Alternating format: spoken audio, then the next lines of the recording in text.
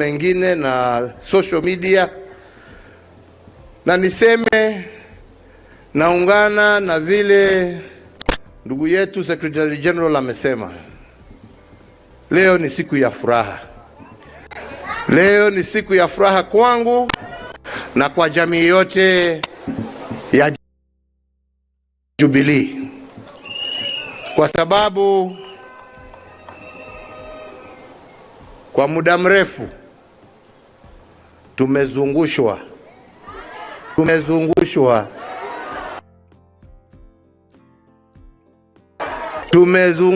na kusumbuliwa. Wachache wamelipwa, wengine wamejiita wakuu, lakini hakuna mkuu kushinda Mwenyezi Mungu, na tumejiona tukiwa hapa. Kwa hivyo tumshukuru Mwenyezi Mungu. Nataka kama MC ameniingilia kidogo, wacha nisome hii yangu kidogo, kwa sababu sitaki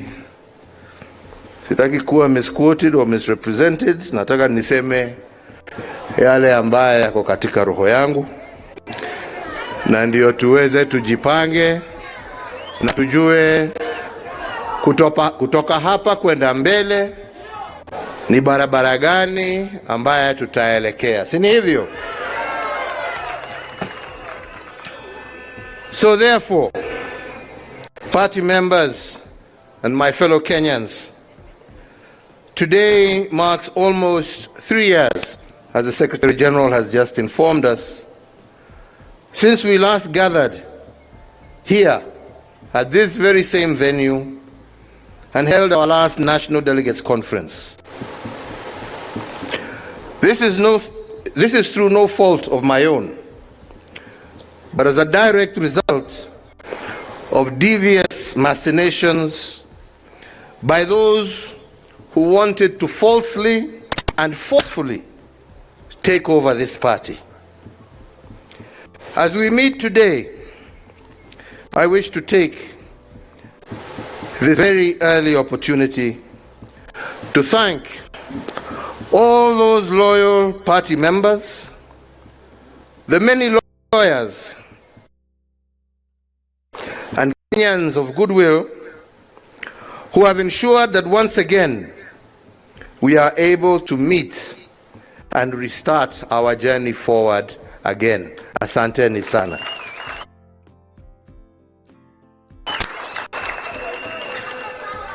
Politics, as we have seen, is about many things.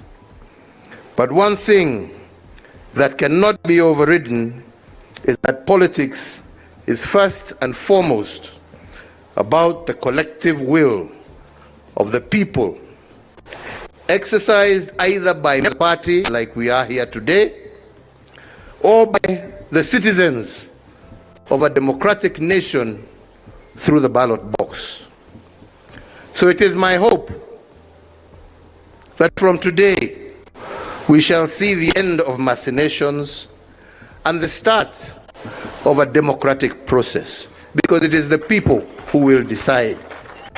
Sio watu wachache kujifungia pahali ama watumwe na watu wengine, kwa sababu tunajua hata hawa ni kutumwa, walikuwa wametumwa. Wananchi, members wa chama ambao watachukua hatua na decision ya kutueleza mwelekeo wa chama mgani, sio watu wachache pahali kidogo huko. So 3 years ago, at the end of a hotly contested general election, and amid an atmosphere of hostility, not only to our party, but to myself, members of my family, and members of my administration. But despite that, I stood at this same venue, ready to begin a process that should have been normal in any mature democracy. A process of rejuvenating our party, and it with new leadership, a new crop of leaders inspired by a new generation who would craft our party's future as well as our shared vision for our country. After having handed over the reins of state to a new administration in a peaceful and orderly manner, as you all witnessed, I expected the same for our party. Unfortunately, this was not to be for reasons as explained. Ladies and gentlemen, I have been in active politics for the greater part of my life, 40 years plus. I have seen its good, I have seen its bad, and even its ugly. But at every juncture, I have worked to do my best in the spirit of service to my party, but most importantly, service to this country that I love. I have both lost elections and won elections, taking each in my stride, learning that in politics you can never be led by bitterness, anger, or hate. That only deviates you from your mission and vision. Wale wanataka kuendelea na matusi, hiyo ni shauri yao.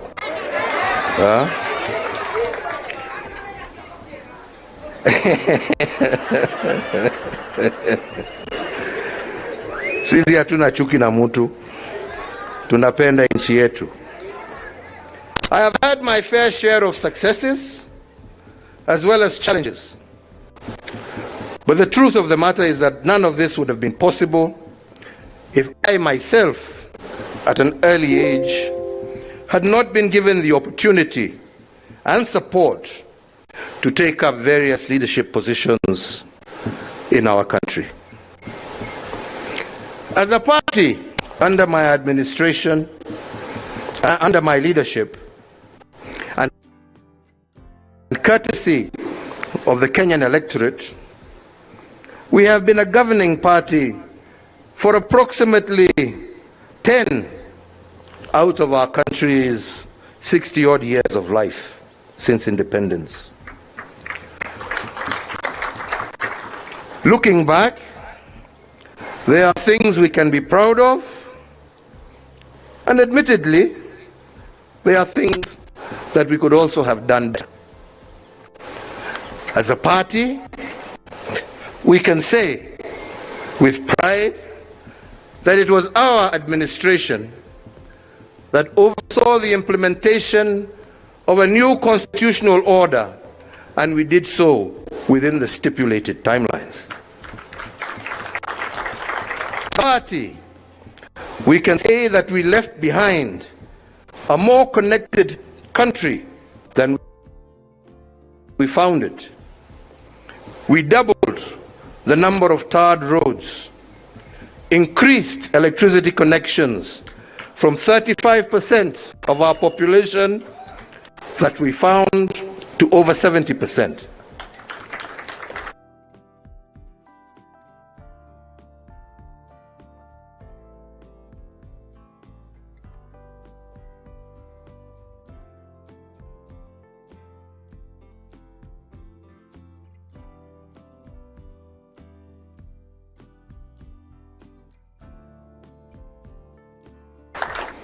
Our Linda Mama, the removal of maternity fees in health centers, and saw great improvement in maternal health and improved child mortality rates. Our management equipment services saw medical equipment such as dialysis machines, scanning machines, laboratories, and other equipment become available to the corners of our country, with counties like Mandera being able to carry out cesarean sections and other such operations for the first time since independence. In education, we restored the sanctity of our exams.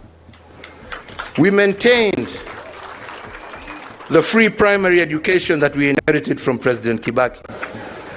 We expanded the free day secondary education and reduced the burden of healthcare for our parents with the introduction of EduAfia for our students. In security, despite initial challenges, we invested heavily in our infrastructure, security infrastructure.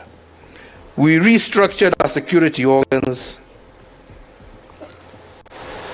and deepened interagency, an interagency approach, thereby ensuring that our security agencies were better able to handle both domestic and external threats.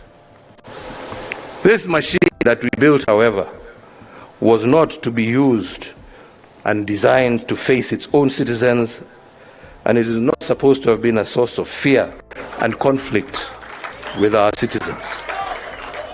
Ilikuwa ya kulinda wananchi, sio kuumiza wananchi.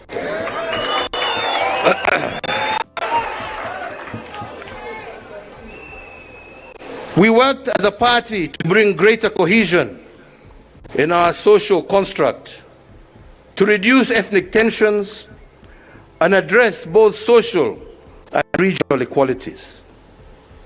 This noble effort, unfortunately, was used against us in the last campaigns,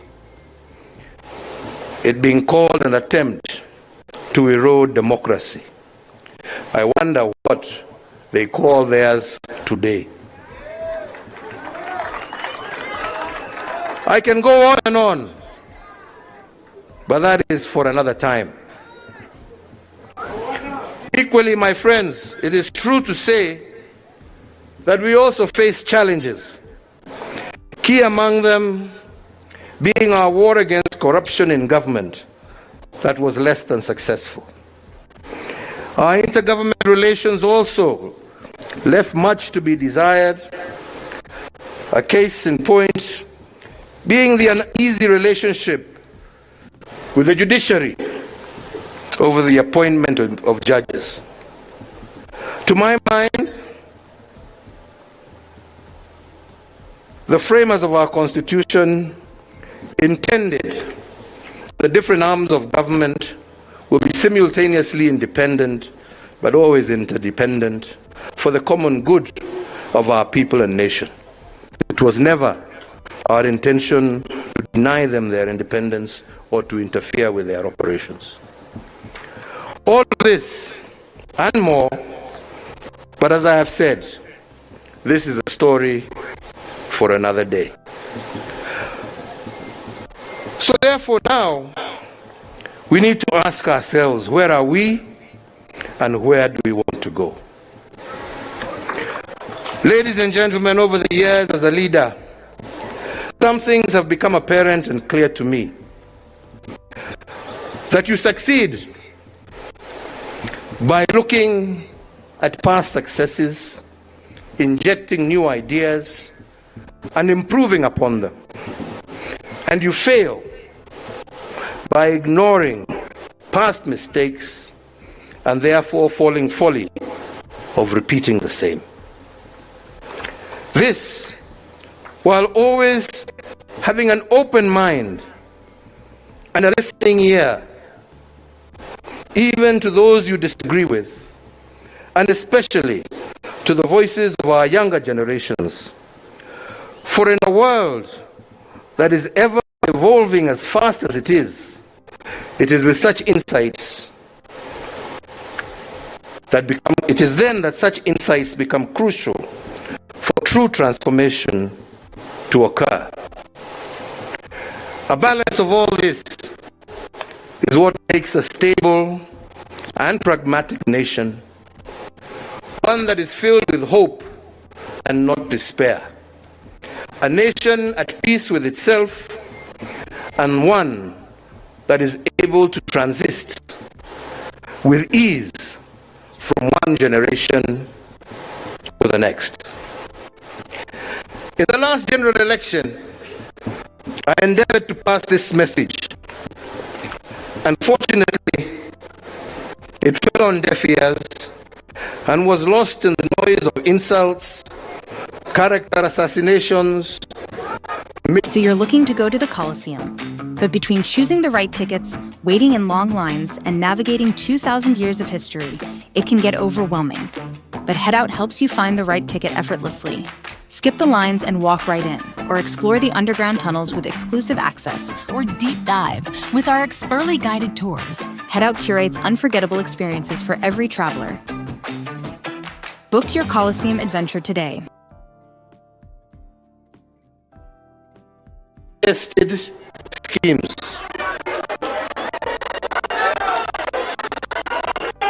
And while we wait for these experiments to work, Kenyans suffer and our progress is retarded. As we continue to dwell in rhetoric rather than in progress, we repeat the mistakes of the past. Indeed, today, some of the truths we spoke of yesterday have become the reality check of today, while some of the myths and falsehoods have become the nightmare that many are living. So again, why are we here today? Ladies and gentlemen, the past can inform us, but the present can shape the future. So the first thing, as our Secretary General has told us, the first mission today is to pass amendments to our party's constitution. Amendments to ensure that the machinations of the past shall never be used again to hold back our progress. Second, to seek your approval in place measures to regulate our party and set in motion the process of injecting new blood into our party's structures and hierarchy.